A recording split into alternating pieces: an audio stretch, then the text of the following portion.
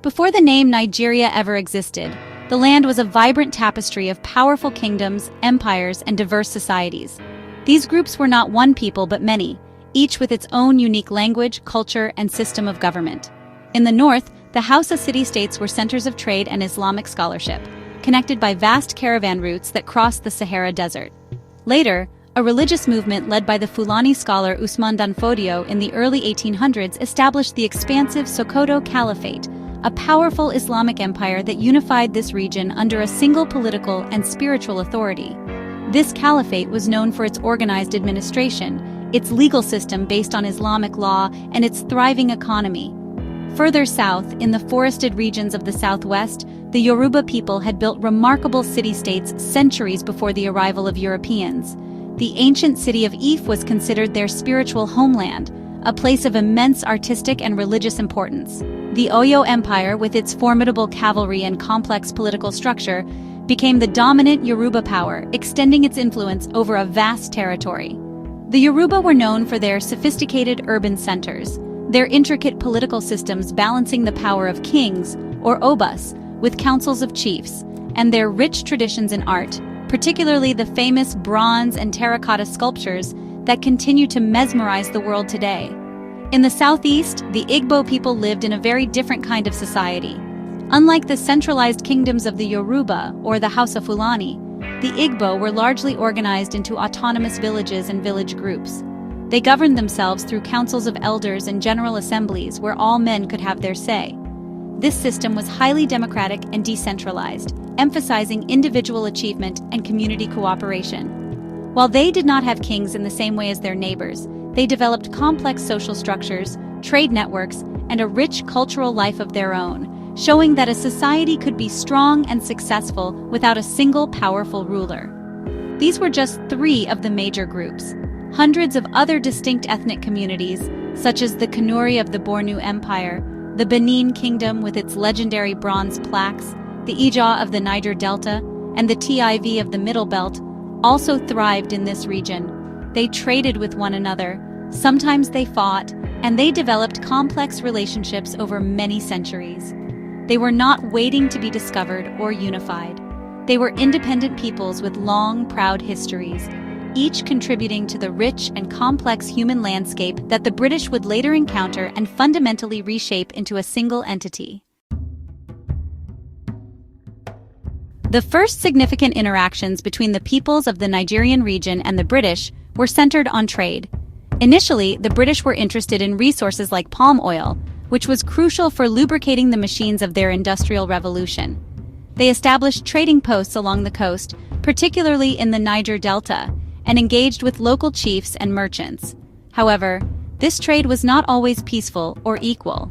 The British wanted to control the trade routes and maximize their profits, which often led to friction with local leaders who had their own economic interests. The desire for economic dominance slowly began to morph into a desire for political control over the entire region. To secure their economic interests and expand their influence, the British began using treaties. Representatives from British companies, and later the British government, would approach local kings, chiefs, and elders. They presented them with documents, often written in English, which many local rulers could not read. These treaties promised protection or trade benefits, but they often contained clauses that signed away the community's sovereignty and land rights. Many African leaders signed these documents believing they were entering into a partnership or alliance, not realizing they were surrendering their independence to a foreign power. These treaties became the legal justification for Britain's later colonial claims. When trade and treaties were not enough to achieve their goals, the British resorted to military force. They had superior weapons, including the Maxim gun, which gave them a decisive advantage in any conflict. One by one, the powerful indigenous states were defeated and brought under British control. In 1897, a British expeditionary force invaded and burned Benin City, looting thousands of its famous bronze artworks. The mighty Sokoto Caliphate in the north was conquered by 1903. The Aro Confederacy in Igboland, which controlled a major trade network, was destroyed between 1901 and 1902. Through a combination of economic pressure, deceptive diplomacy, and brutal military campaigns, Britain systematically dismantled the existing power structures. By the early 1900s, what was once a land of independent kingdoms had been carved up into separate British-administered territories. The British established the Southern Nigeria Protectorate, the Northern Nigeria Protectorate, and the colony of Lagos. Each was governed separately, with different administrative styles reflecting the societies the British found there. In the north, they used a system of indirect rule, governing through the existing emirs. In the south, the system was more direct and often disruptive to local traditions. The stage was now set for the final act of colonial creation, the merging of these distinct regions into a single colonial entity. The creation of modern Nigeria happened on a specific day for a very practical colonial reason. On January 1, 1914, the British colonial administrator Sir Frederick Lugard officially merged the Northern Nigeria Protectorate and the Southern Nigeria Protectorate into a single colony. This act, known as the amalgamation, was not the result of a popular movement or a shared desire for unity among the diverse peoples of the region. It was a decision made in London and executed by colonial officials in West Africa. The primary motivation was not to build a unified nation, but to simplify British administration and, most importantly, to make the colony financially self-sufficient and profitable for the British Empire. The economic logic behind the amalgamation was straightforward. The Northern Protectorate was a vast, landlocked territory that was not generating enough revenue to cover the costs of its own administration. It was running at a deficit. In contrast, the Southern Protectorate, with its bustling ports in Lagos and Calabar and its rich palm oil trade, was economically prosperous and generated a surplus.